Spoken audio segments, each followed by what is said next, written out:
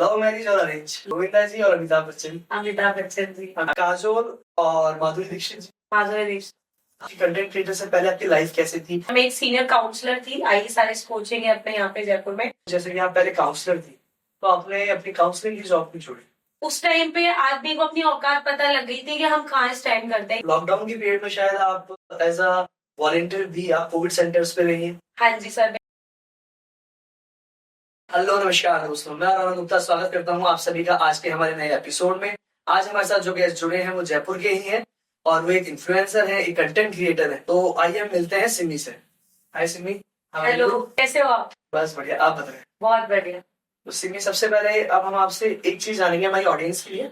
सबसे पहले जैसे कि आप ऐसा कंटेंट क्रिएटर है, तो वो तो आप प्रेजेंट में है। अब हम आपसे इससे पहले के बारे में जानना चाहेंगे, आपकी कंटेंट क्रिएटर से पहले आपकी लाइफ कैसी थी, क्या करती थी क्या नहीं, क्योंकि कंटेंट क्रिएशन आपने अब करा है शायद मे बी 2 या 3 साल, 6 साल हो गए वैसे। 6 साल पहले की लाइफ के बारे में जानते हैं। ठीक है। वैसे मेरी कंटेंट क्रिएशन स्टार्ट हुआ था इन 2018 या 19 समथिंग में। मतलब मुझे वैसे तो 6 साल हो गए हैं, बट ये जो करंटली पेजेस को मेरे 4 साल हुए हैं। और कंटेंट क्रिएशन से पहले और उसके साथ में मेरी जॉब थी। मतलब मैं एक सीनियर काउंसलर थी, IES कोचिंग है अपने यहाँ पे जयपुर में। वहां पे मैं सीनियर काउंसलर थी। 2 से 2.5 साल मैंने जॉब की है, बट उसके बाद कोविड आ गया था, फिर कुछ चीजें चेंज हुई। तो या पहले मेरी एक नॉर्मली जैसे कॉर्पोरेट जॉब होती है, तो मैं भी कॉर्पोरेट मजदूर थी। और इसके अलावा भी आप कुछ करते थी पहले? नहीं, स्टडीज मेरी चल रही थी, मेरी सेकेंड ईयर थी कॉलेज की, और मैंने जॉब स्टार्ट कर दी थी अपनी। Job start? हाँ जी। तो आपने जैसे भी बताया आपने सेकंड पेज बनाया। हाँ जी। इससे पहले आपका एक पेज था। हाँ जी, वो प्रॉपर फूड के ऊपर था और किसी के साथ था, मेरी फ्रेंड के साथ। बट कुछ चीजें थी तो मैंने अपना खुद का ओन पेज बनाया, खुद का स्टार्ट करके। और इसमें मैंने फूड एंड ट्रैवल दोनों को चलाया, क्योंकि क्या होता है बेसिकली, हम मान लो मैं किसी सिटी में घूमने गई, फॉर एग्जाम्पल उदयपुर।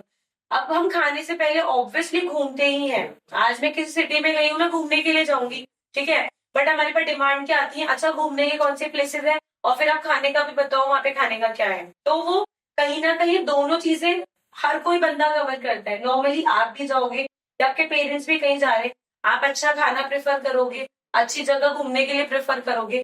तो वो सारी चीजें एक ही जोनर में आ जाती है कहीं ना कहीं, फूड एंड ट्रैवल। तो मैंने इस पेज पे फूड एंड ट्रैवल दोनों साथ में चलाया। तो जैसे कि आप पहले काउंसलर थी, तो आपने अपनी काउंसलिंग की जॉब क्यों छोड़ी? यार देखो, कोविड आ गया था, और कोविड में आप देखा जाए तो अच्छे से अच्छा जॉब या अच्छे से अच्छा बिजनेस ना, सबने अपनी औकात दिखाई थी। मतलब कहना चाहती हूँ कि उस टाइम पे आदमी को अपनी औकात पता लग गई थी कि हम कहाँ स्टैंड करते हैं। कि लाइफ में जब कुछ ऐसा होता है जिस चीज पे हम बहुत घमंड करते हैं, या मान लो हम बहुत ओवर कॉन्फिडेंट है, जैसे हम भी अपनी जॉब को लेकर बहुत ओवर कॉन्फिडेंट थे कि एजुकेशन जो लाइन है ना, एजुकेशन लाइन में बहुत पैसा है। अगर आप देखो आज के टाइम पे एजुकेशन और हेल्थ, इस लाइन में जितना पैसा है वो शायद किसी में भी नहीं होगा। एजुकेशन कभी बंद नहीं हो सकती। धीरे धीरे देश में बच्चे बढ़े जा रहे हैं। कोचिंग देख लो, आप प्राइवेट स्कूल देख लो कितने बढ़ रहे हैं। उसका यही रीजन है। मेरा यही था कि एजुकेशन लाइन में कभी कमी हो ही नहीं सकती। और कोविड ने हमें अपनी औकात दिखाई कि एजुकेशन लाइन तक बंद हो गई थी, ठीक है, सब अपने घर पे बैठे हुए थे। तब फिर मैंने सोचा कि यार इस चीज को क्यों ना फुल टाइम करें। और बहुत सी चीजें हुई। कहीं ना कहीं एक लड़की को होता ही है कि शादी वाली चीज होती है कि बाद में काम करोगे, वो बहुत ज्यादा होती है। इस वजह से फिर मैंने सोचा कि ऐसा कोई काम कर सके जिसको आप सब जगह रह के कर सकते हो। क्रिएटर लाइन ऐसी है कि आप कहीं पे भी बैठ के वो काम कर सकते हो। नॉट इवन जयपुर, आप किसी भी सिटी में हो, किसी भी देश में हो। फॉर एग्जाम्पल मान लो मेरी कहीं शादी भी होती है, तो मैं इस काम को नहीं छोड़ूंगी। तो मेरा वो है कि आपको प्राइवेट जॉब छोड़नी पड़ती है, लेकिन आप कंटेंट क्रिएशन की लाइफ में हो तो आप कहीं से कुछ भी कर सकते हो। दैट्स व्हाई फिर मैंने इसको फुल टाइम कर लिया था। तो जैसे कि आपने इस कंटेंट क्रिएशन की बताई, पर उससे पहले आप काउंसलर थी, फिर आया लॉकडाउन। लॉकडाउन की पीरियड में शायद आप एज अ वॉलंटियर भी आप कोविड सेंटर्स पे रही हैं। हाँ जी सर, बिल्कुल। एक्चुअली मैं बहुत सालों से एक टीम से कनेक्टेड हूँ, नॉट इन कोविड, मैं पहले से कनेक्टेड हूँ। और कहीं ना कहीं मेरे जो सैलरी का कुछ पार्ट था वो भी जाता ही था। बट हम लोग इस चीज को डिस्क्राइब इतना मैं हाईलाइट करती नहीं हूँ। तो कोविड में ये था कि हमने जॉब भी हमारी छूटी, ठीक है। उसके बाद हम कोविड सेंटर पे थे। राजस्थान का सबसे बड़ा कोविड सेंटर बना था अपने बीलवा में, जहाँ पे 10,000 से ऊपर बेड्स थे। और वहीं से जो पेशेंट्स थे उनको खाना भी जाता था, और वहीं जानवरों को भी खाना जाता था। और बाहर भी अगर किसी को नीड है, मान लो आपने बोला कि हमारे वहां कोई बस्ती है, वहां पे इतने लोग रहते हैं, तो वहां से खाना पैक होके जाता था। इवन हम लोग उनके साथ भी कनेक्टेड थे जो अपने अक्षय पात्र वाले हैं, खाना चाहते हैं, उनके साथ भी हम कनेक्टेड थे। उनको भी हम लोग फूड हम लोग प्रोवाइड करते थे, क्योंकि उनके पास ना एक डेटा रहता है कि कहाँ पे कितने लोग हैं। जैसे आप कहीं खाना बांटने जाओ, आपको नहीं पता होगा, लेकिन उनको पता रहता है कहाँ पे कितने लोगों का खाना बांट सकते हैं। तो हमारा फूड वहां पे भी डिस्ट्रीब्यूट, तो हम लोग उस चीज के लिए वर्क कर रहे थे। कोविड सेंटर पे भी था, तो मैं सेकंड लॉकडाउन की मैं बात कर रही हूँ। फर्स्ट में तो मेरे घर वालों ने नहीं निकलने दिया था। ऑब्वियसली वो एक नई बीमारी थी, हमें कुछ नहीं पता था। एग्जैक्टली उस टाइम पे हम लोग नहीं निकले। बाकी सेकंड लॉकडाउन में पूरे में मैं एज ए वॉलंटियर मैंने वर्क किया है। वो टाइम मैं कहूंगी नहीं वापस आए, बट वो मेरी लाइफ का शायद बेस्ट टाइम था कि हम ना खुद के लिए नहीं सोच रहे थे। मैं आपसे यही कहने वाला था कि एक्चुअली में क्या फील था आपका जब आप, क्योंकि उसमें सबसे बड़ी ये चीज है कि कोरोना जैसी एक ऐसी महामारी थी वो, इसमें कई लोगों ने अपने बहुतों को खोया है। जिस वक्त आपने उनकी निस्वार्थ भाव से अपन कहे, आपने बिना कोई सोचे, अब क्योंकि अगर आप जैसे एज ए वॉलंटियर आपने वर्क किया कोविड सेंटर्स में, तो उसपे आप पे भी रिस्क मैटर बहुत था, क्योंकि मेन सबसे ज्यादा वो कोविड सेंटर पे हर कोई आता था। सेकेंड वेव का हम चैलेंज अगर देखते हैं तो सेकेंड वेव में सबसे बड़ी बात थी कि डेथ रेट बहुत ज्यादा थी। अगर आप फर्स्ट कोविड का देखो तो अगर आप निकलो भी ना तो कहीं ना कहीं सॉल्यूशंस थे, बट सेकंड वेव में सबसे बड़ा चैलेंज था कि ऑक्सीजन नहीं था। ऑक्सीजन कभी हम पैदा नहीं कर सकते इतना, किसी की औकात नहीं है दुनिया में कि इतना ऑक्सीजन पैदा कर दे, क्योंकि पहली बात तो हम इतने वो हो चुके हैं कि पेड़ कट गए हैं, खुद इंसानों ने खुद ही अपनी वो मारी ऐसे देख लिया ना, sorry for this word, but seriously ये सच है कि हमने खुद अपनी ऐसे मारी है कहीं ना कहीं, तो अपने सुख सुविधाओं के लिए, ठीक है। तो वो वाली चीज थी, तो ऑक्सीजन की बहुत ज्यादा कमी थी। और जब एक साथ इतनी ज्यादा पेशेंट्स आते हैं ना, तो ऑक्सीजन की शॉर्टेज हो रही थी।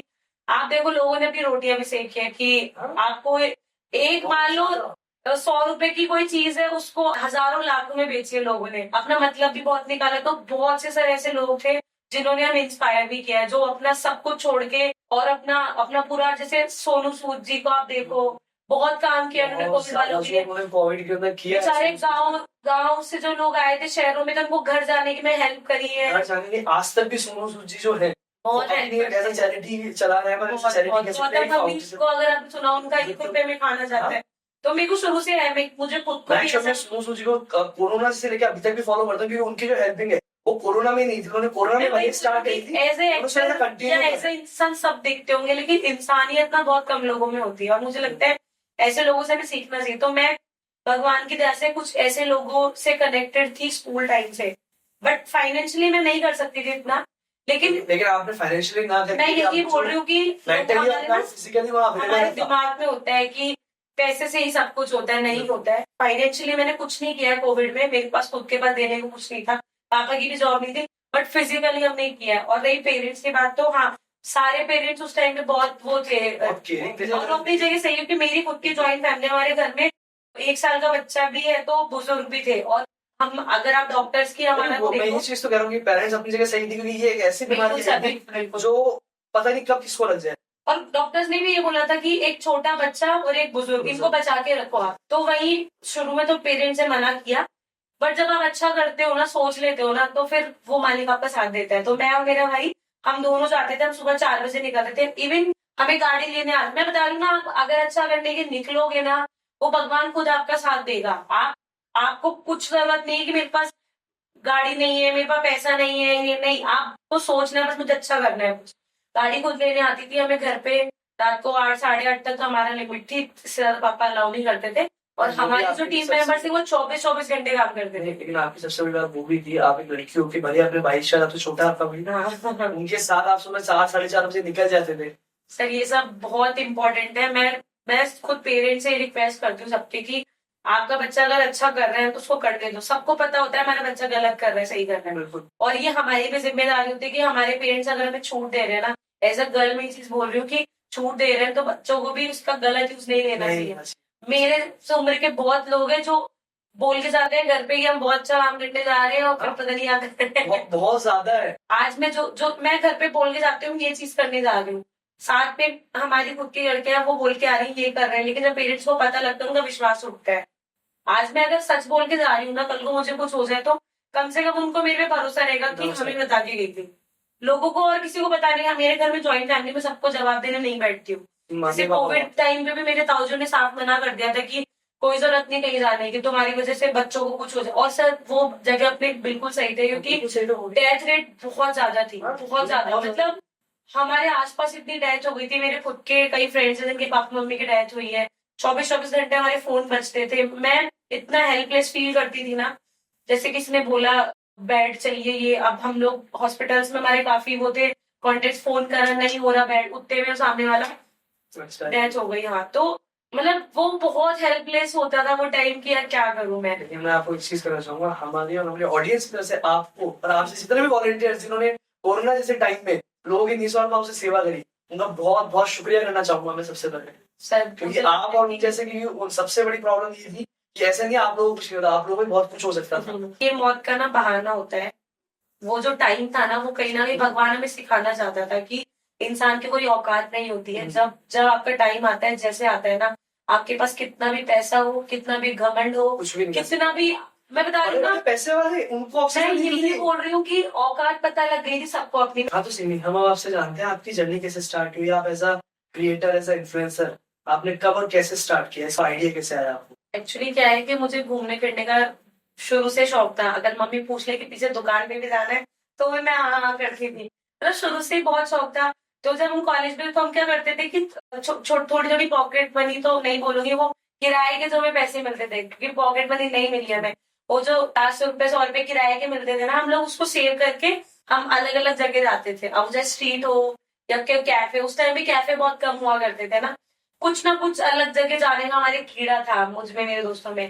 तो छोटी छोटी मनी सेव करी और हम लोग गए।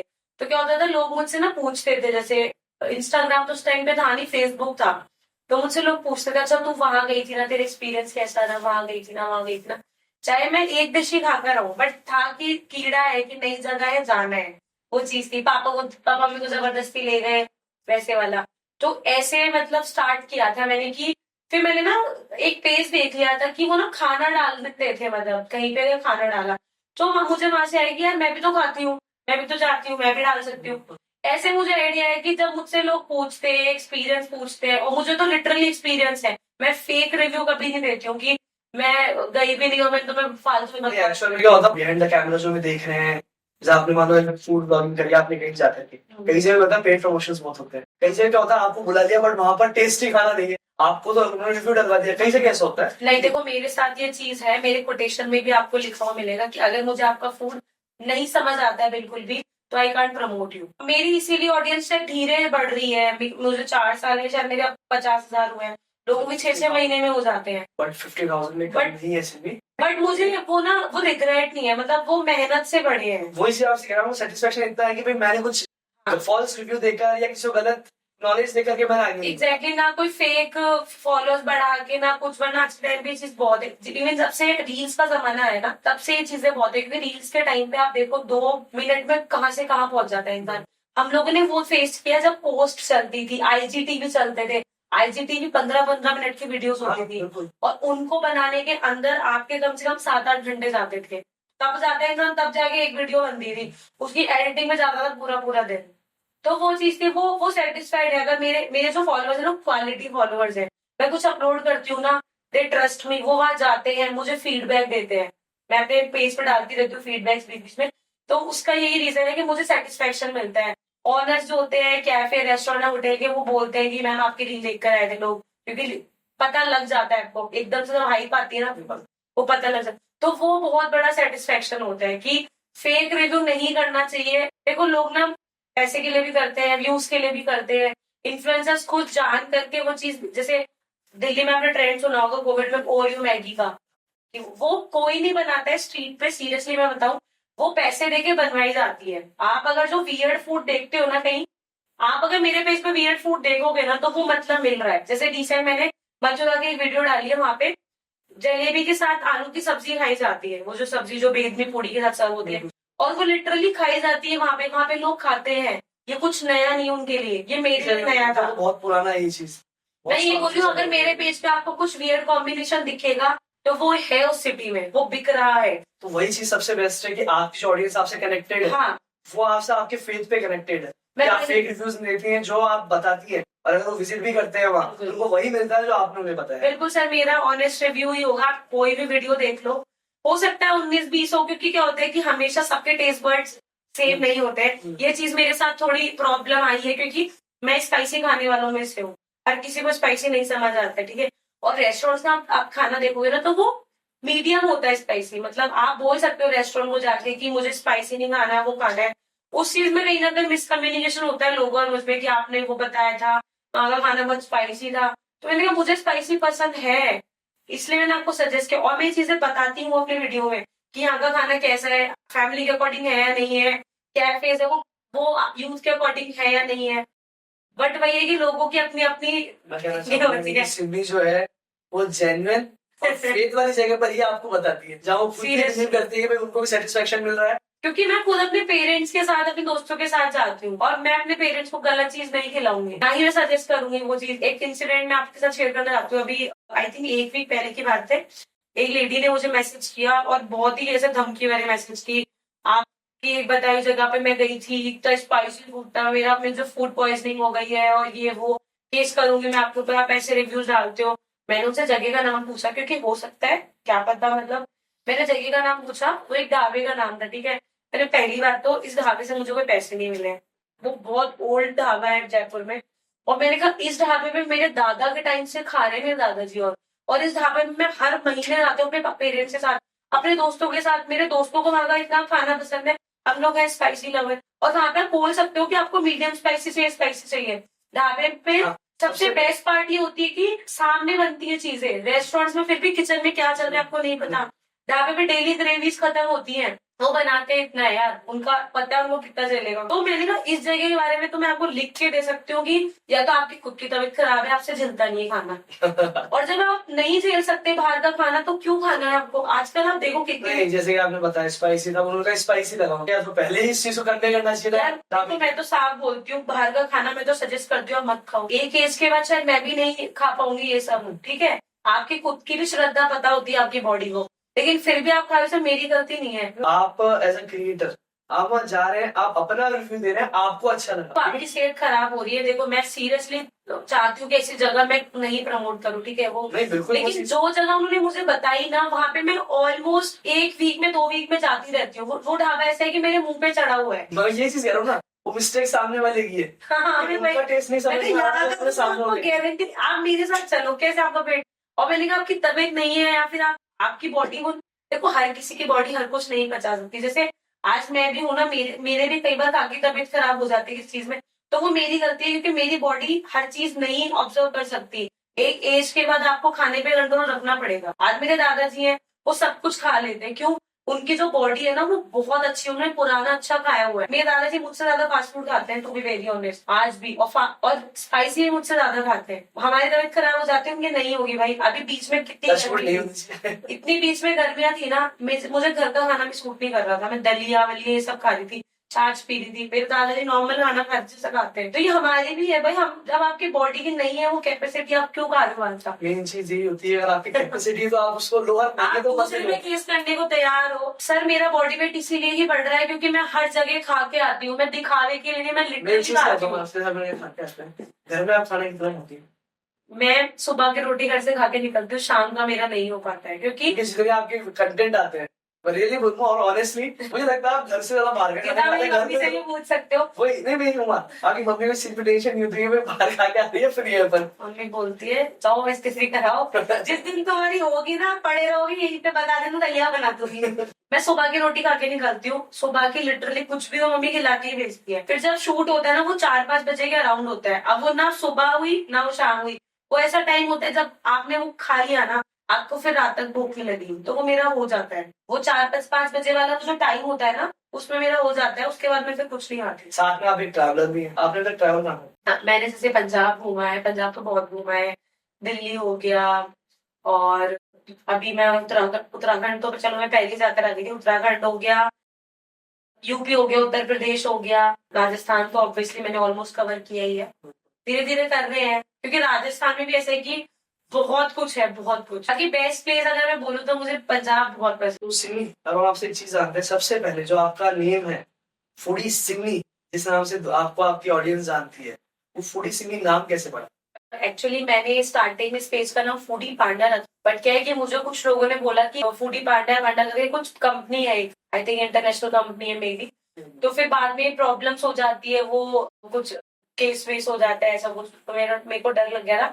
फिर मैं बहुत नाम सोचा कुछ समझ में नहीं आ रहा था, ठीक है? तो मैंने सोचा यार खुद के नाम को ब्रांड बना लो, कौन केस करेगा भाई, नाम ही मेरा है यार। तो इसलिए मैंने कुछ नहीं समझा था, फूडी सिमी रख लिया था। बट वो मेरा अच्छा डिसीजन था, क्योंकि कहीं ना कहीं नाम को लेके भी, जैसे आप कुछ टिपिकल नाम होते हैं वो हमें पता ही नहीं लगते कि क्या नाम है पेज का। मैंने बहुत नाम लोगों ने मुझे सजेस्ट किए थे, अटरम सटरम फलाना ठिकाना, कुछ समझ नहीं आया, तो फिर मैंने फूडी सिमी रख दी। जैसे कि आपने अपना कंटेंट क्रिएशन की जर्नी स्टार्ट करी, आप एज इन्फ्लुएंसर आप इंस्टाग्राम पे आए। एक्चुअल में क्या होता है, बॉयज फिर भी आ जाते हैं तो पेरेंट्स कोई ऑब्जेक्शन नहीं करते हैं, या फिर भी थोड़ा बहुत पेरेंट्स बोलते हैं कि ठीक है लड़का है वो कर रहा है। बट जब एक लड़की की बात आती है तो पेरेंट्स का भी एक डर है कि वो कैसे, कहाँ जा रही है, क्या हो रहा है, कैसे मैनेज होगा।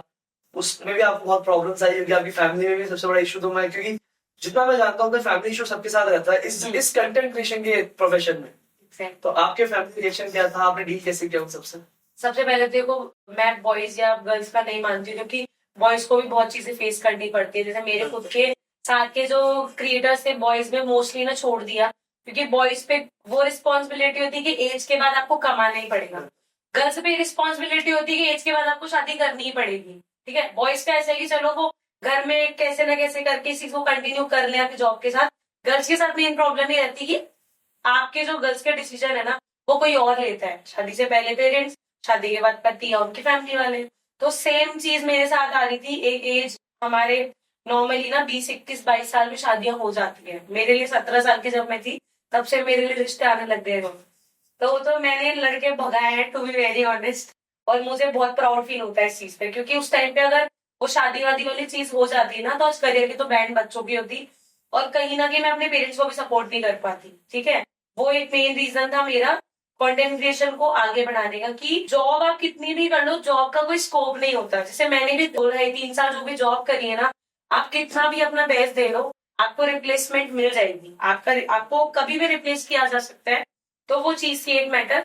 फैमिली का ये था कि चलो ठीक है आप कर रहे हो, उनको लगता था मैं सिर्फ ये टाइम पास शौक के लिए कर रही हूँ, कर ले कोई नहीं, लेकिन जब शादी वादी वाली चीजें तो छोड़ देना। और जब ये चीजें आने लगी तो मैंने अच्छा खासा अपना कर लिया था कि अब मैं उस चीज को नहीं छोड़ सकती। होता है ना कि आप अच्छा काम कर रहे हो, सब आपको अप्रिशिएट कर रहे हैं, सिर्फ एक शादी की वजह से आपको उस चीज को, काम को छोड़ना पड़े। तो इस चीज की वजह से मुझे प्रेशर काफी झेलना पड़ा है, आज भी होता ही है। बट ठीक है, मुझे लगता है अगर आप सही कर रहे हो ना, भगवान आपके साथ, लड़के भगाने में भगवान ने मेरे बहुत साथ दिया है। वो चीज तो है ना? पेरेंट्स का क्या रिएक्शन था एक्चुअली में, अपन जान सकते यार देखो, आप सपोर्ट में थे वो या क्या? देखो, दुनिया से हटके कुछ काम करोगे ना तो ऑब्वियसली आपको हेट झेलनी पड़ेगी, ठीक है। राजस्थान या जयपुर या हम जिस फैमिली से आते हैं, वहां पे ये जो कंटेंट क्रिएशन, ब्लॉगिंग है ना, ये सुनने में भी नहीं आती थी उस टाइम पे। आजकल तो देखो कोविड के बाद ये चीज बहुत ज्यादा हाइप पकड़ी है, ऑनलाइन का जो जमाना है ना। एक्चुअल में क्या हुआ, कोविड के टाइम पे सबके पास टाइम कुछ था नहीं, हाँ, सब फ्री रहते थे। अब वो टिकटॉक चला, जो इंटरनेट देखता भी नहीं था ना, वो बंदा भी इंटरनेट देखने लगा। एक रिलायंस का बहुत बड़ा हाथ है इस चीज में। मैं जियो वालों को बहुत धन्यवाद देना चाहूंगी, क्योंकि सीरियसली एयरटेल, मेरे पास एयरसेल की सिम होती थी पहले, हम चुन के नेट चलाते थे। मैंने खुद ने चलाया। मैं कॉलेज में जो नेट मिलता था 1 GB नेट भी 180 के आसपास आता था। बिल्कुल, मैं एयरसेल की उसमें पेरेंट्स रिचार्ज करा तो बहुत मेहरबानी होती थी।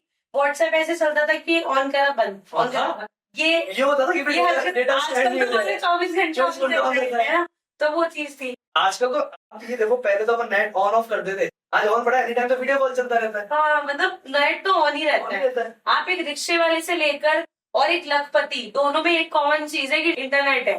बहुत बड़ी चीज है, इसकी वजह से लोगों को बहुत कुछ सीखने को मिला है। आज आप घर बैठे बैठे कुछ भी सीख सकते हो।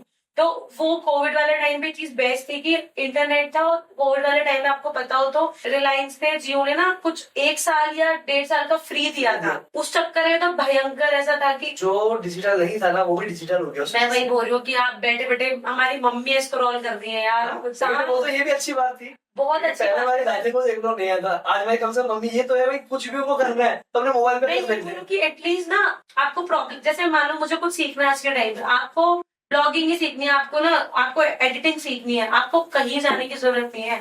इंटरनेट खोलो सब मिलेगा, सब। आजकल बहाने खत्म हो गए। सबसे बड़ी बात, आज मैं कोई बहाना नहीं मार सकती कि मुझे ये चीज नहीं आती। फैमिली कह रहे देखो, मैंने ये बोला कि आप दुनिया से हटके कुछ करोगे ना, आपको हेट झेलनी पड़ेगी, दुनिया का उसूल है, ठीक है। हमारे खानदान में कभी किसी ने ये सब नहीं किया। मेरे जैसे ना, मेरे खानदान में लड़कियां है नहीं, सब लड़के ही हैं, मैं एक ही लड़की हूँ। बाकी मौसी और की साइड, ननिहाल साइड लड़कियां हैं, उनमें से किसी ने कुछ नहीं किया है। सबकी 18 से 20 में शादी हो गई, ठीक है, सब ही, एवरीवन, सब। मैं बोल रहा हूँ, हमारे खानदान में लड़कियां सब यही बोलती है कि एक मैं ही निकली हूँ, लड़ झगड़ करके कैसे भी किया हो, मैंने किया था। तो वो चीज है कि पहली बात तो जॉब्स भी अलाउ नहीं थी। आप ये तो बहुत दूर की बात है, ब्लॉगिंग ब्लॉगिंग तो गवर्नमेंट जॉब लगी तो लगी, और वो भी यार 18 साल में किसी गवर्नमेंट जॉब लग जाती है। हमारे ना पेरेंट्स से सोचते हैं लड़कियों के 18 साल में तुमने जो करना है तो कर लो।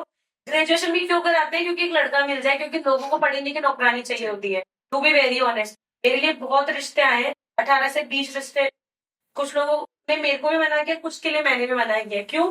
क्योंकि उनको चाहिए पढ़ी लिखी नौकरानी, उनको नहीं कराना है काम। काम से प्रॉब्लम है। पढ़ लिख जाएगी लड़की तो तुम्हारे अगेंस्ट बोलेगी, समझदारी वाली बातें करेगी, तुम्हारी जो गंदी सोच है उसको सुधारेगी। वो नहीं चाहते, आज भी नहीं चाहते हैं लोग। हम कितना भी अपने आप को वो राजस्थान में तो स्पेशली मैं बता रही हूँ आपको, हम कितनी भी अच्छी फैमिली से आते हैं ना, लड़कियों के लिए आज ये सोचते हैं हमारे बेटी की। फिर भी आज के टाइम पे काफी हद तक ये चीजें चेंज हो चुकी है। नो, बट देखो, मैं अपने आसपास की बात करती हूँ। रियल में आपको मैं एक चीज बताऊं, मेरे आसपास मैंने अभी तक जितना देखा है, मैं टचवुड करता हूँ कि ऐसा मैंने तक नहीं देखा कि किसी की फैमिली की ऐसी थिंकिंग रही हो कि भाई उनकी लड़कियों को शादी के लिए ही पढ़ाना है। मैंने अभी तक जितना को भी देखा मेरी लाइफ में, मैंने अभी तक देखा है सपोर्ट किया है पेरेंट्स से बच्चों को। सबके ना आसपास का जो एनवायरमेंट है वो अलग होता है। मैंने ना शुरू से ही वो सब देखा था कि पहले तो अच्छा देखा था मेरे पेरेंट्स। मैं जो मांगती थी मुझे वो मिलता था बचपन में। मेरे पापा बहुत मतलब इस चीज में वो रहे कि जो चाहिए वो मिलेगा, जैसा चाहिए वो मिलेगा, जो खाना है वो मिलेगा। बट आफ्टर स्कूलिंग ना, ये जब मैं 17-18 में, तब मेरे को समझ आया कि भैया ये सब तो मेरा पैम्परिंग का बस वो था, अब करो तुम शादी। लिटरली मेरे को ऐसा था, मैंने सिर्फ ये डिमांड रखी थी मुझे पढ़ तो लेना, ग्रेजुएशन तो कर लेना भाई, तब करा देना। इतना यार, एक लड़की को शादी के लिए तो तैयार होने दो। 18 साल का बच्चा कहाँ तुम शादी, उनको लगता है अच्छा लड़का मिल रहा है। राजस्थान में सीरियसली मैं बता रही हूँ, जयपुर में फिर भी ठीक है, आप गाँव में जाके देखो हालत। या आप सिटी में रहते हो इसलिए आपको लगता है कि सोच या फिर पेरेंट्स ठीक है, आप लिटरली अब गाँव में जाओ, बहुत बुरी हालत है आज भी। घर में पेरेंट्स ही ठीक थे, लेकिन वही ज्वाइंट फैमिली जहाँ आ जाती है ना, मेरे पापा वही करते हैं जो बड़े कहते हैं। आप अपनी बेटी से भी पूछो वो क्या करना चाहती है, नहीं। मेरे पापा ने शुरू से मेरा बहुत साथ दिया है, लेकिन जब ये शादी वाली चीज आई थी ना मेरे, लेकिन अच्छा बहुत सपोर्ट होंगे आज तो, आज के दिन में बात हाँ ठीक है, आज भी मेरी शादी की बात जब आती है ना, उनको यही है कि मैंने गलत किया या फिर पेरेंट्स सोचते हैं बच्चों को पहले से। बट मेरा ये मानना है कि टू बी वेरी ऑनेस्ट, मैं लड़कियों से तो यही बोलूंगी कि अगर आप सही हो ना तो भैया अपने लिए स्टैंड ले लो, क्योंकि जिंदगी भर रोने से अच्छा है एक बार रो लो। मैंने भी बहुत लड़ाई करी है, बहुत रोई हूँ, बट स्टिल आज खुश हूँ। तो और मेरी मम्मी बहुत खुश थी हमेशा से, मेरी मम्मी ने मेरा बहुत साथ दिया है। और मुझे लगता है अगर माँ आपका साथ दे रही है तो वो गलत नहीं है। एक माँ को पता होता है कि मेरी बेटी सही है या गलत है। मम्मी यही बोलती थी, जैसे मेरे रिश्ते आते थे ना, मम्मी खुद बोलती थी भगा दी, मना करे तो काम की। हाँ, क्योंकि मेरी मम्मी ने वो लाइफ देखी है, सब जानते हैं अपने घरों में हमारी मम्मियों ने सब झेला है। मैंने ना अपने आसपास ऐसी चीजें देखी थी शादियों में, तो वो नेगेटिव चीजें भी मेरे अंदर बैठी थी कि भाई साहब कुछ कर लो। बट अब हम कहें तो आज के टाइम अपने लाइफ में वही कर रही है जो उन्होंने चाहा था और सेटिस्फाई है। धीरे धीरे आज के टाइम के अकॉर्डिंग हम बात करें तो चीजें डेवलप हो रही है, काम धीरे धीरे। राजस्थान में तो बहुत स्लो प्रोसेस है। आज के टाइम पे वो कंडीशन रह गई है कि अगर बात करें तो आधे वो है जो पहले की सोच पे ही जी रहे हैं, और आधे मान जो आज अपनी सोच को चेंज कर चुके हैं, अपने बच्चों को पढ़ा गए। मेरे ग्रैंडफादर भी इस चीज को समझते हैं, कुछ कर ले ठीक है, बढ़िया है, कर रही है, बस उनको ये लाइन समझ नहीं आती है। वो उनकी गलती नहीं, उन्होंने वो ही चैलेंजिंग था यार मेरे लिए मेन तो, कि जिस करियर का मुझे खुद नहीं बताया मैं तुम कैसे समझाऊं। लेकिन आज तो समझ गए होंगे अच्छे से। बिल्कुल नहीं समझते भी हैं, सपोर्ट भी। जिस दिन मैं नहीं जाती हूँ मम्मी खुद बोलती है आज जा नहीं रही तो कभी ऐसा हुआ है अब जैसे कि आपके अच्छे खासे फॉलोअर्स हैं, काफी आपके फ्रेंड्स भी हैं, ऑडियंस भी आपको काफी लाइक करती है, आपके पोस्टर में देखता हूँ, तो आपके पेरेंट्स को कभी ऐसा हुआ कि आप उनके साथ तो किसी ने आके उनको कुछ बोला हो कि भाई आपकी बेटी ऐसा कर रही है, रिलेशन वाली जैसे पापा जॉब चीज आप तो पापा को कई लोगों ने बोला कि हमारा ना इस चीज का काम है आपकी बेटी से प्रमोशन करा दो। तो मैंने बोला आपको पैसे लूंगी मैं नहीं करूंगी, फ्री में देना काम है मेरे से। तो उनको उस चीज का अच्छा लगता है कि हाँ मेरे को 2 लोग आके बोल रहे हैं कि आपकी बेटी से वो करा दो काम, जबकि वो अच्छे खासे कंपनी वाले लोग हैं जो पापा से बात भी नहीं करते थे ऐसे कभी, या फिर कभी जैसे मैं पापा को लेकर गई थी, मैं एक दो उस मोमेंट में तो आपके पापा को प्राउड फील हुआ होगा। वो उनसे जाके पूछा पेरेंट्स भी लाइक एक्सप्रेस नहीं करते हैं कुछ भी। नहीं वो तो है, आपके पापा हैं वो देखते करते हैं वीडियोस वगैरह, इसलिए। हाँ, पापा कमेंट करने लग गए आजकल, पहले तो मैंने ब्लॉक कर उनको दिया अपना था। पॉडकास्ट दिखाइएगा, इस पे कमेंट करते हैं पता चल जाएगा। नहीं, अब तो काफी पेरेंट्स समझने लग गए हैं। मुझे लगता है कि आप सही कर रहे हो ना, अगर एक टाइम में पेरेंट्स भी साथ देते हैं। सबकी यार, वो हमारे बुरा नहीं चाहते हैं, बट वो उस चीज से अवेयर नहीं है कि हम Aware कर नहीं। क्या रहे हैं। और देखो क्या है, एक्चुअल में क्या है, पहले के टाइम पर जो कंटेंट क्रिएशन था या फिर जो डिजिटल जो जमाना अब हुआ है, पहले नहीं था, तो उनके माइंड में वो माइंडसेट है पहले एक से। माइनस चीज मैं बताती हूँ कंटेंट क्रिएशन की लाइन की, ये बहुत से छपरी लोग हैं। अब क्या होता है, हमारे पेरेंट्स भी सोशल मीडिया यूज करते हैं, जब वो चीजें देखते हैं ना, उनको लगता है हमारा बच्चा ये हरकतें ना करने लगता है, हमारी बेटी हरकतें ना करने लगती है, उनको इस चीज का डर लगता है। आज सच में मम्मी है होती, तू मत ऐसे कर देना वरना गाली और खानी पड़ेगी, तो उस चीज का भी बहुत नेगेटिव इम्पैक्ट पड़ता है। मैं खुद ऐसे लोगों से स्टार्टिंग में तो पेरेंट्स को पता कंटेंट है, क्रिएशन को ना मजाक बना के रखा है लोगों ने, और फिर पेरेंट्स को ऐसे लगता है कि हमारा बच्चा ये सब ना करने लग जाए। हाँ, स्टार्टिंग में क्या एक्चुअल में प्रॉब्लम रहती है, लेकिन उनको जब दिख जाता है कि यहाँ एक प्रॉपर सही तरीके से कर रहा है, तो पेरेंट्स उसमें साथ देते हैं, एग्री रहते हैं। सही बता रही हूँ, क्रीन चीजें बहुत जल्दी उठती है। बहुत बहुत कई बार लगता है यार क्यों करते हो इतनी मेहनत, फिर लगता है भाड़ में जाओ, क्योंकि जो क्रिंज वाले हैं ना, उनके पास ब्रांड्स नहीं जाते हैं, नहीं जाते। उनके पास क्वालिटी नहीं है, क्वालिटी फॉलो छपरी लोग ही हैं, तो बेटर है कि हम इतने में ही सेटिस्फाइड रहें। अब हम आपसे एक चीज जानना चाहेंगे, सिमरन जैसे रील में है वैसे अपनी रियल लाइफ में भी है या डिफरेंट है? बिल्कुल, देखो मेरे ये जो मुझसे मिलता है उसको पता रहता है।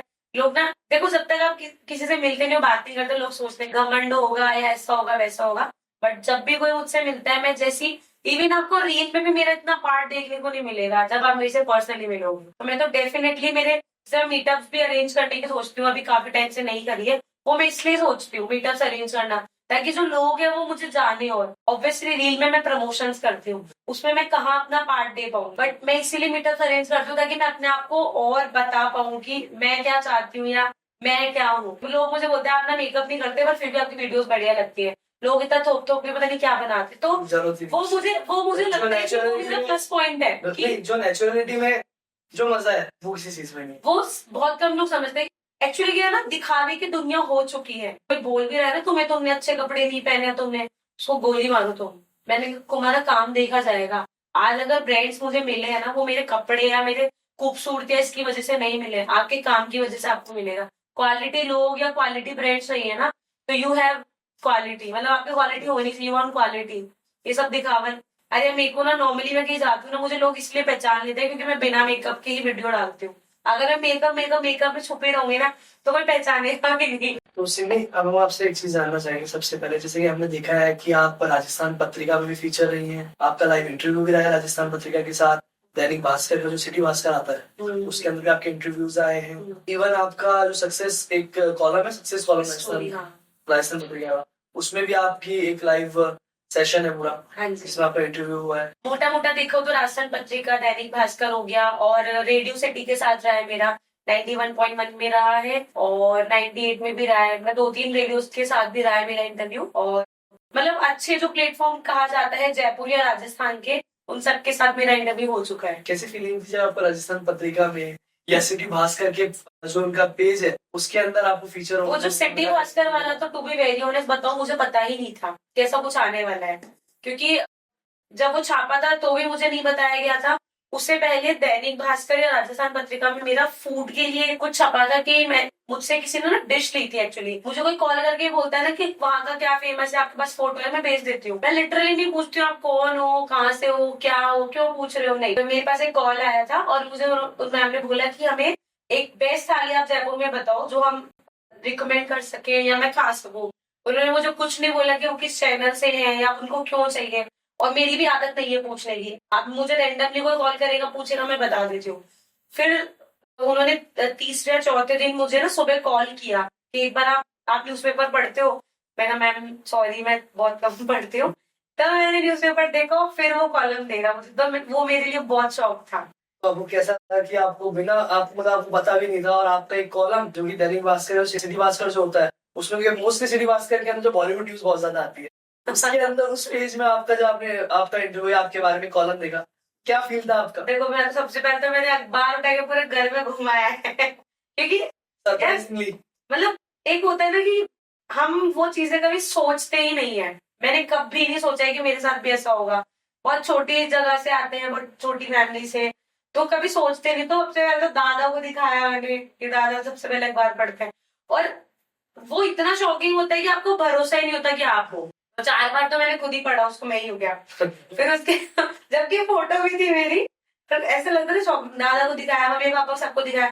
फिर मैंने ना, मम्मी ने उसको ऐसे कैंची से काट के, मम्मी ने बोला इसको तो रख ले तेरी फाइल वाइल में। तो वो मेरे लिए एक बेस्ट फीलिंग थी कि हाँ।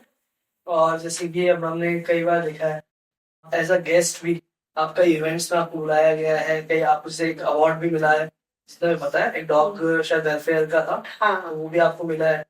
तो आपको डॉग वेलफेयर का अवार्ड किस हिसाब से मिला, मतलब वो चीज समझ में नहीं आई। Actually I am not a particular dog lover I am an animal lover. चाहे वो डॉग या कोई भी एनिमल हो, अगर आप में इंसानियत है किसी जानवर की है तो आप एनिमल लवर हो। तो एक जयपुर में एक शो ऑर्गेनाइज होता है, एक इवेंट ऑर्गेनाइज होता है फ्री अडॉप्शन के लिए। मतलब आपको फ्री अडॉप्ट करना है कोई भी डॉग, स्पेशली स्ट्रीट डॉग्स के लिए। क्योंकि क्या होता है कि लोग ना डॉग लवर के नाम पे वो महंगे महंगे कुत्ते तो खरीद लाते हैं लाखों रुपए के करके, लेकिन वही तुम्हारे रोड पे कोई कुत्ता है उसको तुम 2 रोटी नहीं दोगे, तो you are a fake animal lover. मैं तो साफ मानती हूँ। तो वो जो इवेंट है वो इसलिए ऑर्गेनाइज किया जाता है कि जो स्ट्रीट डॉग्स होते हैं उनको वो लोग रखते हैं। पर्टिकुलर एक घर है उनके पास जहाँ पे हर जानवर, वहाँ पे बंदर भी मिल जाएगा आपको, छोटे छोटे बंदर हो गए, कुत्ते बिल्ली सब रहते हैं एक साथ। उनके ऐसे हॉस्टल टाइप है, बढ़िया बेड वेड बने हुए हैं, आप वहाँ से फ्री अडॉप्शन कर सकते हो। वो इवेंट ऑर्गेनाइज कराते हैं ताकि पूरे राजस्थान की, पूरी दुनिया से लोग आए, उन डॉग्स को देखे, उनकी ट्रेनिंग देखो। आप बहुत अच्छे से बिहेव करते हो, ताकि क्या होता है कि जैसे अगर आप अपने घर के लिए डॉग अडॉप्ट कर रहे हो तो आप सोचोगे कि यार ऐसा जंगली कुत्ता ना हो, क्योंकि घर पे बच्चे भी रहते हैं। तो वो उनको इतनी अच्छी ट्रेनिंग होती है उनके डॉग्स के पास कि आप आराम से फ्री अडॉप्शन, कोई लाखों रुपए का देना नहीं होता है आपको, फ्री अडॉप्ट उस डॉग को लेकर जाओ। बट रिस्पॉन्सिबिलिटी है कि आप अच्छे से रखो, क्योंकि वो चेक करते हैं इस चीज के लिए। मैंने उस चीज को उनकी हेल्प करी थी कि हमने प्रमोट कराया था पूरे राजस्थान में, तो इस वजह से मुझे अवार्ड दिया गया। ये तो हुई आपके अवार्ड की बात। और जैसे कि मैंने आपकी इंस्टा पर एक पोस्ट देखी थी जिसमें आप गोविंदा जी के साथ, अब वैसे कई आप जो शोज में या जैसे आप कई इवेंट्स में भी जाते हैं तो उसमें में भी शायद आपको कई सेलिब्रिटीज आप मिले भी हैं। जी हाँ, बहुत सारे जैसे अवार्ड फंक्शन हो गए, या फिर बहुत सारे इवेंट्स होते हैं जिसमें सेलेब्स आते हैं, बहुत से बड़े इन्फ्लुएंसर आते हैं, या फिर बहुत नामी लोग आते हैं, डायरेक्टर्स वगैरह। वो तो ऐसे इवेंट्स होते रहते हैं। बट हाँ, मिलना या पर्सनल अट्रैक्शन बहुत कम होते हैं। बहुत कम। हाँ। अभी तक आप कौन कौन से सेलिब्रिटीज से अपन के रूबरू हुए हैं या फेस टू फेस जैसे हुए हैं? विकी कौशल के मैंने 2-3 इवेंट अटेंड किए हैं, और जानवी कपूर की एक मूवी आई थी, स्पेशल स्क्रीनिंग रखी गई थी जयपुर के अंदर, उसमें हम लोग थे, बात हुई थी उनसे। और गोविंदा जी से मैं मिली हूँ। शिल्पा शेट्टी जी के इवेंट में मैं गई हूँ, नेहा धूपिया जी का इवेंट था उसमें भी मैं गई हूँ।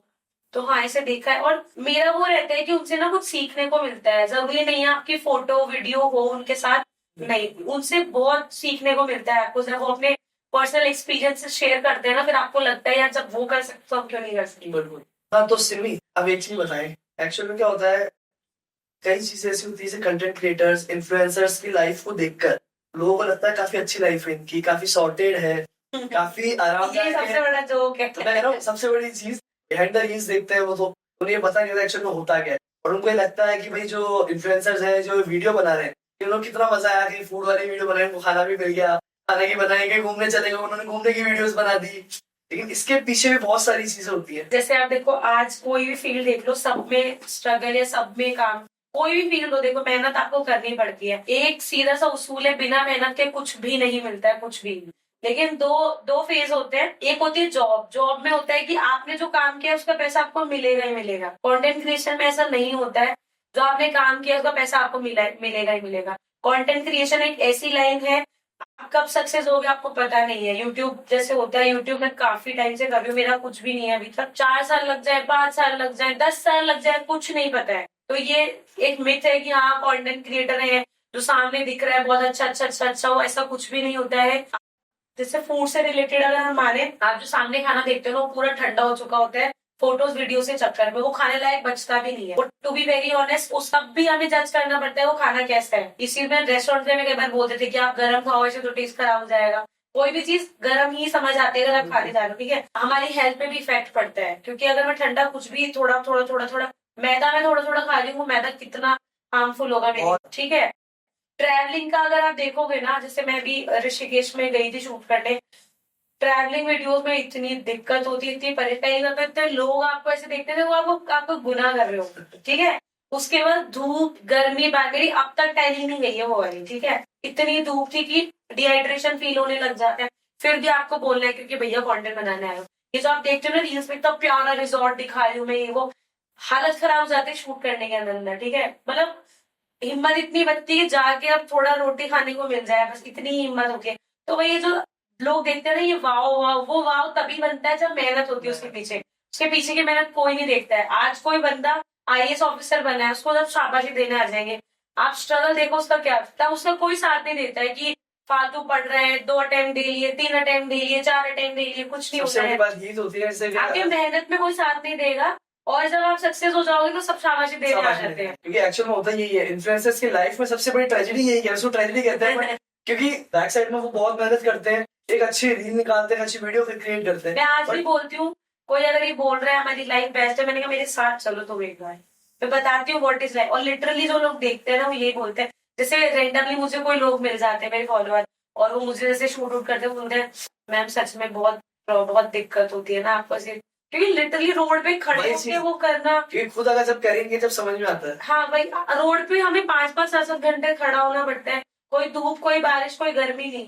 अब अगर कोई हमें बोल रहे हो तुम अपने लिए कर रहे हो, तो हमें नहीं पता उस चीज का रिजल्ट क्या होगा। मैं जैसे भी मथुरा जाके आई, मथुरा की मैंने काफी वीडियोस डाली, मेरी नहीं चली वो, मेरे लिए तो वो वेस्ट ही हुआ कि ठीक है, पर ठीक है एक्सपीरियंस मिलता है। एक्सपीरियंस मेरे लिए वो बहुत बड़ा एक्सपीरियंस था, क्योंकि मेरे को डीएम्स आए हैं लोगों कि आप कैसे गए थे, क्या रहता है, कहाँ रहना है, कहाँ घूमना है, क्या खाना है, कैसे क्या आपका एक्सपीरियंस रहा, तो सब चीजों से एक्सपीरियंस मिलता है। अब कहना चाहो तो मैं बोल सकती हूँ मेरे तो एक वीडियो नहीं चला, क्या मतलब जाने का, थोड़ा डिप्रेस भी होता है ये इंसान। लेकिन वही चीज होगी ना, अपना काम में कंटेंट क्रिएट में नफा मिले नहीं मिले वो बात की बात है। हाँ, कि लेकिन सबसे बड़ी काम एक्सपीरियंस लेना। मैं बताना यही चाह रहा हूँ ऑडियंस को और सबको कि जो आप सोचते हैं कि एज अ क्रिएटर है जो आपके सामने बैठा है, जिसको आप मोबाइल में लैपटॉप में जिसमें आप उसे देख रहे हैं, आपको लगता है कि भाई इनकी बहुत सॉर्टेड लाइफ है और उसके पीछे जो मेहनत होती है उसको ही पता है जो वो कर रहा है।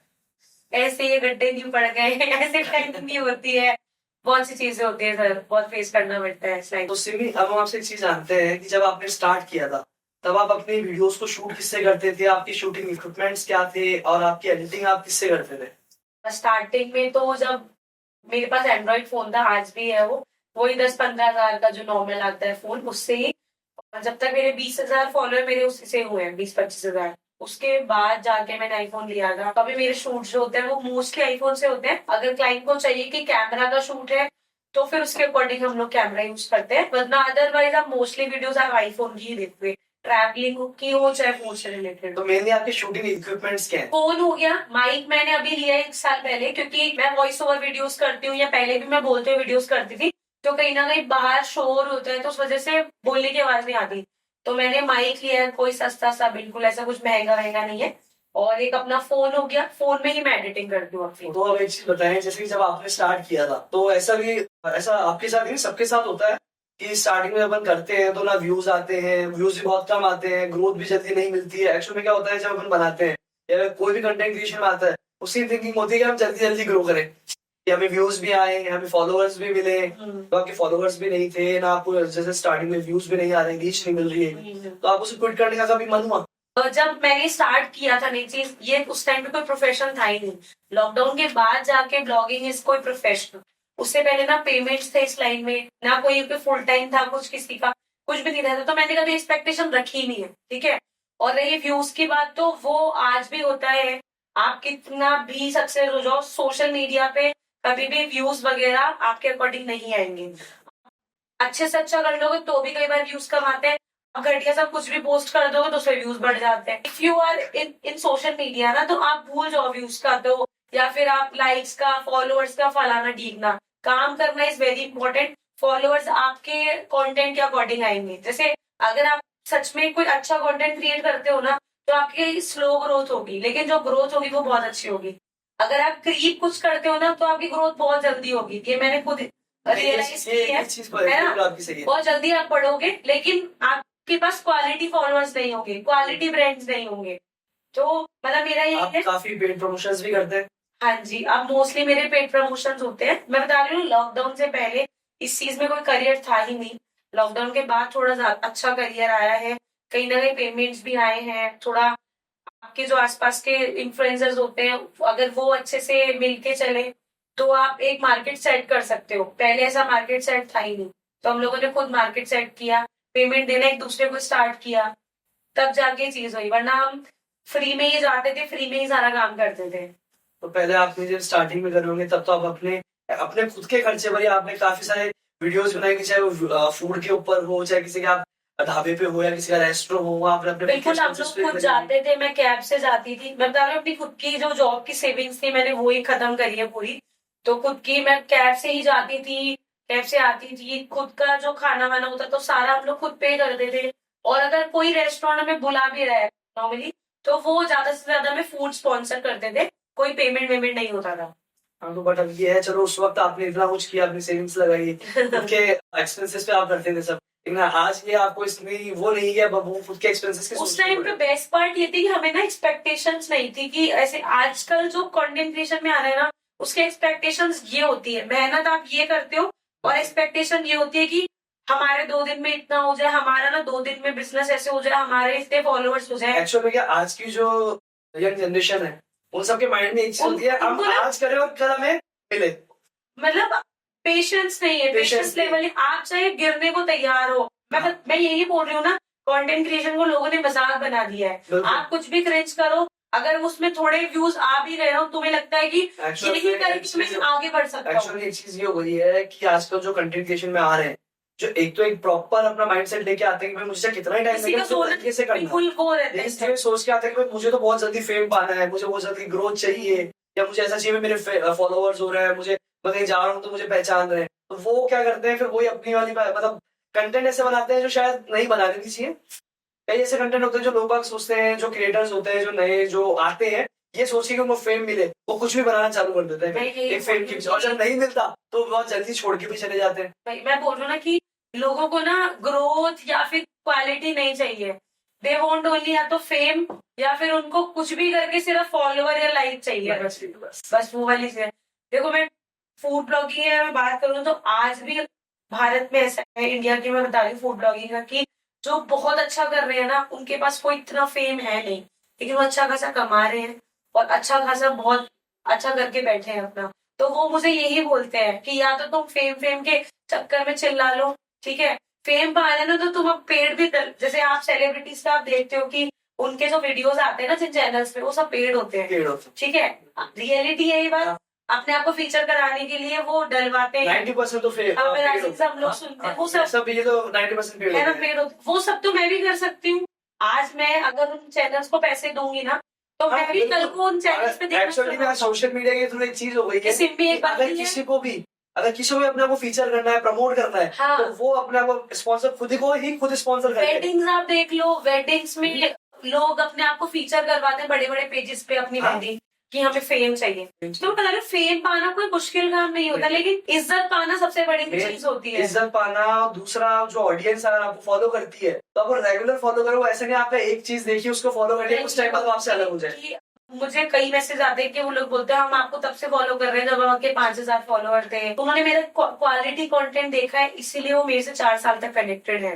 मेरे जो रिकमेंडेशन होती है उस पे वो लोग जाते हैं या फॉलो करते हैं, उनको अच्छा लगता है तो भी मुझसे कनेक्टेड है, बस वही चीज है ना। वरना 2 मिनट लगती है अनफॉलो करने Actually, में। सबसे बड़ी बात यही है, आप अपने ऑडियंस के लिए जो बना रहे हैं, उस अकॉर्डिंग आपकी ऑडियंस आपको फॉलो करती है, आपकी कंसिस्टेंसी भी उतनी ही रहती है ऑडियंस के लिए, और आपका जेन्युइन रिव्यू भी होता है और उनके लिए हेल्पफुल भी होता है। कंसिस्टेंसी से याद आया कि सोशल मीडिया पे कंसिस्टेंसी, रेगुलरिटी बहुत इंपॉर्टेंट है।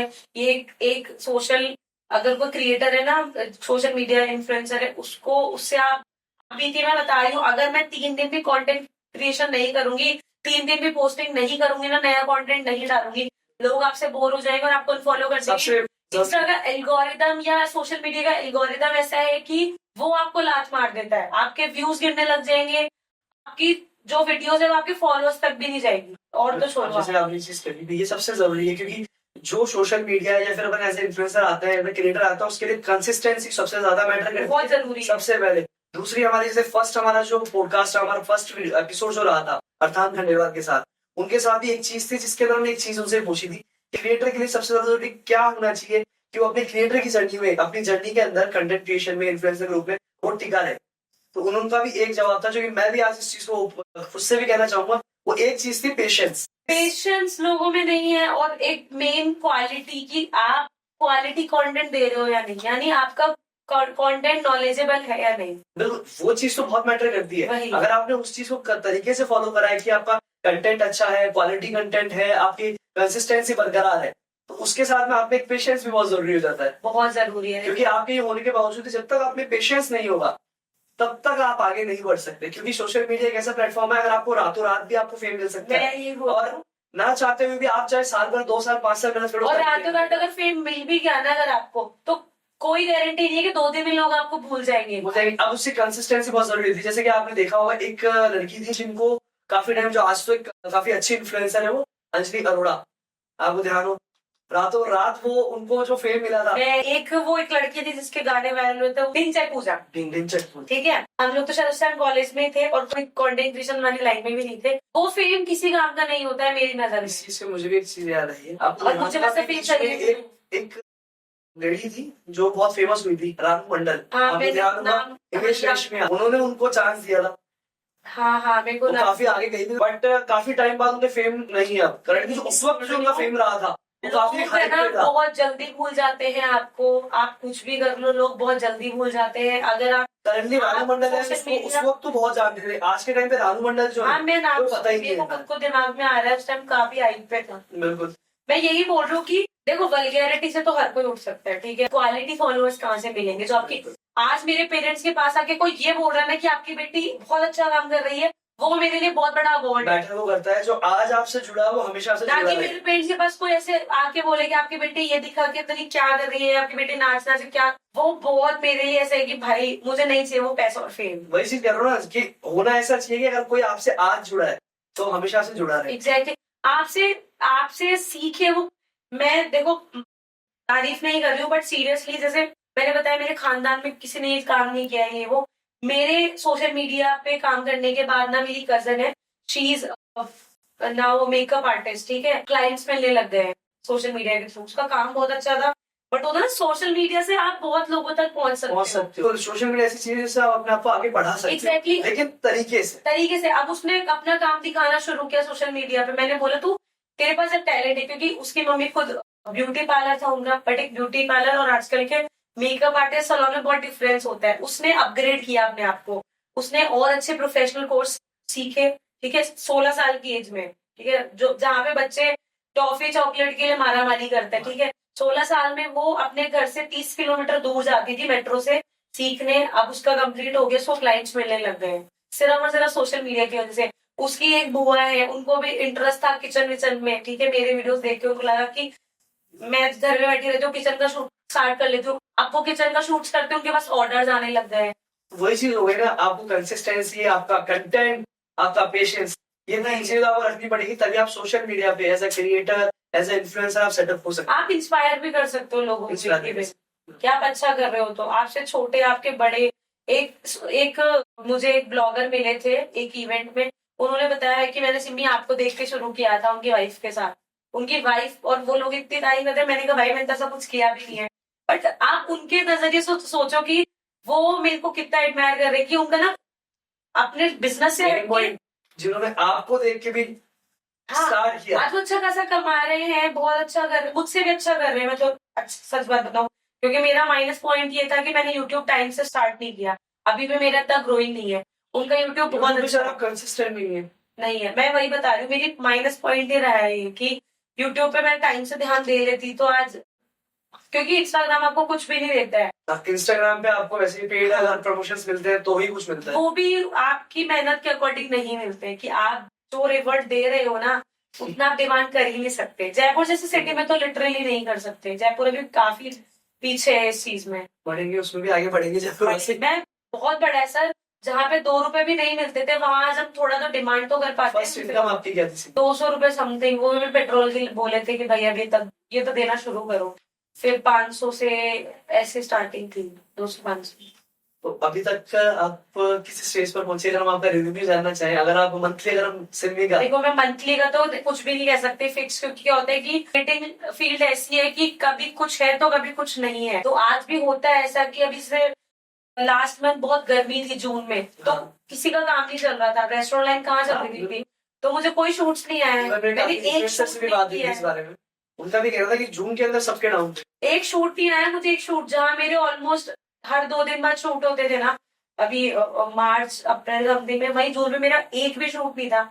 मैं इसीलिए थोड़ा ट्रैवल के लिए चली गई थी कि बाहर का कंटेंट थोड़ा शूट कर लेते हैं। तो अगर सोशल मीडिया पे मैं इनकम की बात करूँ ना, तो देखो टाइम हर चीज को लगता है, मुझे भी 4-5 साल लगे, बट अभी ऐसा है कि कुछ कांस्टेंट नहीं रहता सोशल मीडिया में। मैं सबसे पहली बात बताऊं, स्पेशली इंस्टाग्राम पे, क्योंकि इंस्टाग्राम आपको खुद कुछ नहीं देता है, जो भी आपका पेमेंट होगा वो ब्रांड्स के थ्रू आएगा, ठीक है। तो इतना है कि आप अगर इतना थोड़ा सक्सेस हो जाते हो, मतलब मेरे कहने का है कि आपका घर का खर्चा निकल जाएगा।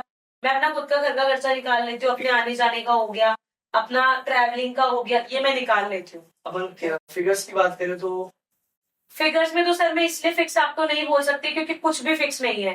जैसे मैंने आपको बताया कि लास्ट मंथ कुछ भी रेवेन्यू नहीं था, कुछ भी, मतलब एक शूट भी नहीं आया था मेरे पास। तो वो चीज है, कभी 2 भी आ गए तो कभी कुछ भी नहीं हुआ। तो वो वाली ये चीजें चलती रहती है चलती इन्फ्लुएंसर की रहती है, लाइफ में। बिल्कुल बिल्कुल। हमेशा प्लस प्लस कहीं नहीं होता है। कभी कभी माइनस भी होता है, कभी हाँ, कभी और वहीं से हमें सीखने को भी मिलता है। जैसे एक टाइम था जब मेरे पास बहुत अच्छे शूट्स आ रहे थे, हर 2 दिन में मेरा शूट था। उस टाइम ना मैं थोड़ा ऐसे हो गई कि भाई साहब क्या मजा आ रहा है। फिर जब दूसरे महीने मुझे एक भी शूट नहीं आया ना, तब ऐसा लगा अरे, तो वो चीज याद है, उस वक्त इतना था, आज के टाइम आज नहीं इतना। तो ऐसे ही उड़ो मत ज्यादा है उड़ो ना। मत ज्यादा। हाँ, तो सिमी, आप जैसे कि हम आपसे एक चीज जानना चाहेंगे सबसे पहले कि आपने जब स्टार्ट किया था तब आपके पास नेगेटिव कमेंट्स बहुत आए होंगे, बहुत ज्यादा उल्टे सीधे, क्योंकि ये चीज मैंने बहुत देखी है, जितना बॉयज के पे नहीं आता उतना गर्ल्स के पे तो बहुत ज्यादा ही करते हैं। नेगेटिव कमेंट्स आप कैसे सोसाइटी के अकॉर्डिंग बोल रहे हो या सोशल मीडिया? सोशल मीडिया पे नहीं, मेरे पास स्टार्टिंग में नहीं, मेरे पास अब आते हैं। अब आते हैं, स्टार्टिंग में आपको नहीं, स्टार्टिंग में कोई आपको इतना जज नहीं करता है, थोड़ा बहुत करे तो फर्क नहीं पड़ता है, बाद में लोग आपको जज करते हैं। जैसे मैंने अपना ऑनेस्ट रिव्यू दिया, ठीक है, मुझे जैसे मैं किसी ट्रैवल प्लेस पे गई हूँ, मैंने कुछ ट्राई किया जो बहुत ओवर हाइप था, अब मैंने वो ट्राई किया, मुझे नहीं अच्छा लगा।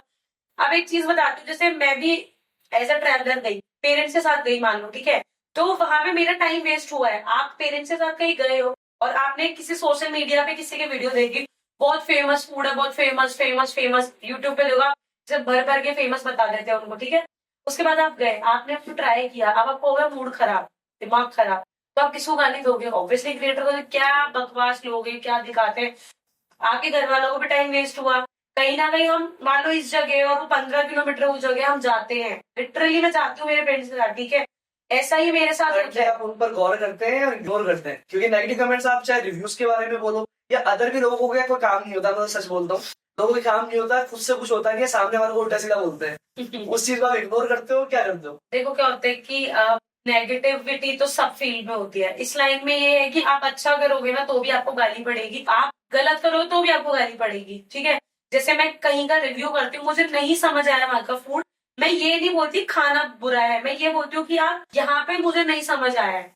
तो ऐसा मेरे साथ वैसे तो हुआ है, बहुत कम हुआ है। एक बार मैं जोधपुर गई थी, वहां पे एक थाली थी, राजस्थानी थाली, और वो लिटरली ना मुझे पसंद आई ना मेरे घर वालों को, और मैं एक प्रॉपर राजस्थानी फैमिली से हूँ। हमारे घर में बचपन से हम दाल बाटी चूरमा खा रहे हैं, तो मुझे पता है what is the taste of dal baati churma. मैं सुशी और इन सब का नहीं बता सकती क्योंकि वो मेरे घर में नहीं बनता, कि वो उसमें मैं रिव्यू नहीं कर सकती, ठीक है। तो उस रील में मैंने बोला था कि लिटरली मुझे नहीं लगा वो खाने लायक, और वो जितनी उसकी प्राइस थी, क्योंकि जोधपुर में उससे बेटर ऑप्शन है ना। उस चीज पे लोगों ने जो गालियां दी है इतनी, इवन वहां की जो लोकल पब्लिक है उन्होंने मेरा सपोर्ट किया है, ये बंदी सही बोल रही है। जैसे आप अगर जयपुर से हो ना, तो जो ओवर हाइप प्लेसेस है ना उसका आपको पता है, आप ये बोलोगे अरे यार ये फेमस है, फालतू की कुछ भी नहीं है, ये फैक्ट है। वही जो लोकल्स थे ना उन्होंने मुझे बहुत सपोर्ट किया, ये सही बोल रही है। वही लोगों को ऐसे लगा कि मैं दाल बाटी को लोग ये भी नहीं देखते भाई तुम सुन तो लो, बोल क्या रही, कर क्या रही है। करंटली अब आप क्या कहना चाहोगे उनसे जो नेगेटिव कमेंट करते हैं? मैं ये कहना चाहूंगी कि आप एक बार अपने आप को सोच के देखो उस जगह पे कि आपको कोई इतनी बुरी गाली दे रहा है बिना फालतू में, तो आपको कैसा लगेगा? आपकी बेटी को, आपकी बहन को गाली दे रहा है तो कैसा लगेगा? लोग एक दूसरे से लड़ रहे हैं, आपको शर्म आनी चाहिए, आप किसी लड़की को ऐसे बोल रहे हो ये मैं ऐसा नहीं, पागल वागल। अब सबसे बड़ी बात जो मैं एक चीज कहना चाहूंगा कि आप लोग वहां से मैसेज करते हैं, आप उनको कमेंट्स देते हैं, नेगेटिव कमेंट्स क्रिएटर को, लेकिन आप खुद सोचे अगर उस जगह होते, आप कर रहे हो तो आपको नेगेटिव कमेंट्स मिलते, तब आपका क्या रिएक्शन होता? वो मुझे बोल रहे हैं आप राजस्थानी खाने को बुरा बता रहे हो। अरे भाई मैंने ये थोड़ा ना बोला दाल बाटी चूरमा बुरा होता है, मैंने बोला इस जगह पे अरे मुझे कहा नहीं जाए पसंद राजस्थान आएगा। की जान है दाल बाटी चूरमा। आप मेरे घर आओ, मैं बताती हूँ क्या होता है, मैं खुद बना सकती हूँ दाल बाटी चूरमा। तो आप मुझे मत सिखाओ कि उसका टेस्ट क्या। लोग कमेंट्स कर रहे हैं ये तो मैगी पिज्जा पास्ता खाने मैं वाले एक चीज कहना चाहूंगा, जो ऐसे कमेंट करते हैं एक बार खुद ही वीडियो बनाए और खुद जाके एक बार करे, तब पता चलेगा। अरे आप उन लोगों को या उन जनरेशन को क्या मैसेज देना चाहोगे, जो एज अ कंटेंट क्रिएटर आना चाहता है, जो एक पैशन के साथ आ रहा हो, एक डेडिकेशन के साथ आ रहा हो कि मुझे करना है, उसका अपना एक डेडिकेशन है, तो उनको आप कंसिस्टेंट रहने के लिए या उनको ग्रोथ के लिए या एक चीज को कि भाई वहाँ आगे बढ़े, उसके बाद उनको क्या मैसेज देना चाहोगे? सबसे पहले तो ये जो यूथ है, ये जो जनरेशन अभी आ रही है ना, सबसे पहले तो ये जो दिमाग में रखते हैं कि हम पढ़ाई छोड़ के सिर्फ इस लाइन में घुस जाते हैं, वो चीज बहुत गलत है। क्योंकि मेरे जो छोटे भाई बहन है या जो मेरी कजन आई है जिसका मैं बता रही थी 15-16 साल की है, वो पढ़ाई बहुत इंपॉर्टेंट है। पढ़ाई ये नहीं होता है कि आप गवर्नमेंट जॉब लग जाओगे या आप बहुत अच्छी जॉब के लिए करो। पढ़ाई होती है आपके मेंटल स्टेटस के लिए। आपको कोई बेवकूफ नहीं बना सकता। जैसे आज मेरे को छोड़ दो आप कहीं पे, मैं आराम से घूम फिर के वापस आ जाऊंगी, मेरे को डर नहीं लगता है। अभी रिसेंट में जयपुर जंक्शन पे थी किसी शूट के लिए, एक लड़की थी उसकी ट्रेन छूट गई थी और वो इतना ऐसे रो रही है जैसे तो भाई क्या हो गया, वो थरथरा गई बिल्कुल ऐसे। मैं उसके पास बैठी हुई तो ट्रेन ही तो छूटी है भाई भरतपुर। इसलिए आएगी। अरे नहीं है कि मैं छोड़ के आऊंगी भाई, तो टेंशन मत ले। लिटरली मैंने उसको यही बोला, गाड़ी थी मेरे पास, मैं अपनी टीम के साथ, मैंने कहा मैं छोड़ के आ जाऊंगी, आपके पेरेंट्स का नंबर दो, नहीं मैं तेरे गांव में डिटोरा पिटवा दूंगी। तो इतना क्या टेंशन ले रहे हो। वो ऐसे डर गई, उसको देख के मुझे लगा भाई साहब भगवान थैंक यू मुझे ये लाइफ दी है, क्योंकि मैं अगर कहीं खो जाऊंगी तो मैं घर वापस आ जाऊंगी घूम फिर के। आप अब जैसे कि मैं आपसे एक और चीज जानना चाहूंगा, जो लड़कियां, सिर्फ लड़कियों के बारे में, कि जो लड़कियां कंटेंट क्रिएशन में आना चाहती हैं, एक्चुअली पेरेंट्स के मन में बहुत डर होता है और लड़कियों के मन में भी डर होता है, तो आप पेरेंट्स को और उन लड़कियों को क्या मैसेज देना चाहोगे कि भैया आपको क्रिएटर लाइफ में क्या आना चाहिए, नहीं आना चाहिए, और उनके पेरेंट्स को कैसे आप क्या मैसेज देना चाहोगे? देखो सबसे पहली बात, कोई भी पेरेंट्स गलत नहीं होते हैं। अगर आपको क्रिएटर लाइफ में आना है, पहली बात तो ना कोई क्रिएटर सोचता नहीं कि मेरे को ये लाइन में आना है, ये सब ना अपने आप होता है। मेरे साथ भी अपने आप हुआ था। बस आप इतना कॉन्फिडेंस रखो कि आपका जो जोनर है ना वो लायक है कि नहीं है, कि आप क्या करना चाह रहे हो। जैसे आजकल कुछ भी गुड़ गोबर कुछ भी चल रहा है, ठीक है, आप वो चीज अगर कंटिन्यू गुड़ गोबर भी अगर कर रहे हो तो कंटिन्यू कर सकते हो क्या तुम।